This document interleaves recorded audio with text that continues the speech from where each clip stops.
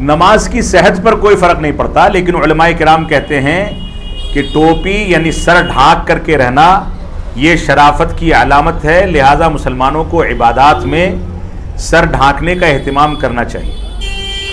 اصل میں یہ جھگڑا دو طرفہ ہے۔ ایک جگہ ٹوپی کو تقریباً واجب کہا جاتا ہے۔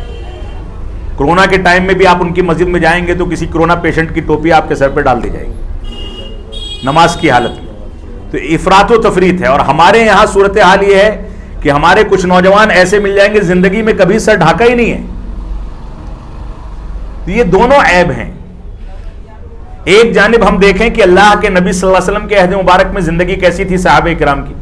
ایک صحابی رسول آتے ہیں اور اللہ کے نبی صلی اللہ علیہ وسلم سے کہتے ہیں کہ اللہ کے نبی صلی اللہ علیہ وسلم میں رکوع کرتا ہوں تو میرا گھٹنا کھل جاتا ہے، اور اگر گھٹنا نہ کھلے تو مجھ کو چادر نیچے کرنی پڑے گی، کندھا کھل جائے گا، جبکہ نماز کی حالت میں کندھے سے لے کر کے پنڈلی تک کا حصہ ڈھکنا ضروری ہے مرد کے لیے۔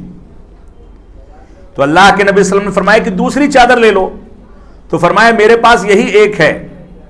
تو آپ نے فرمایا کہ اگر ایسی مجبوری ہے تو اسی میں ادا کرو، کیا کر سکتے ہیں۔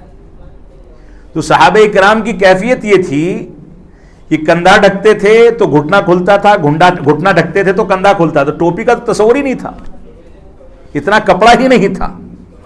لیکن آج کے دور میں فراوانی ہے، قیمتی سے قیمتی ٹوپیاں پہنی جا سکتی ہیں، لہذا انسان کو عبادت کے وقت میں اپنے سر کو ڈھکنے کا اہتمام کرنا چاہیے۔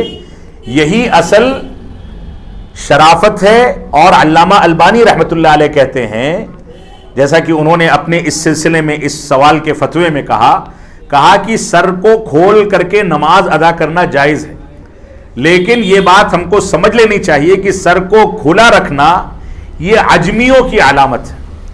عجمی سے مراد جو غیر اسلامی طریقہ اختیار کرتے ہیں، اور سر کو ڈھانکنا یہ عربوں کی علامت ہے، یعنی عرب ہمیشہ سر کو ڈھانک کر کے رکھتے تھے۔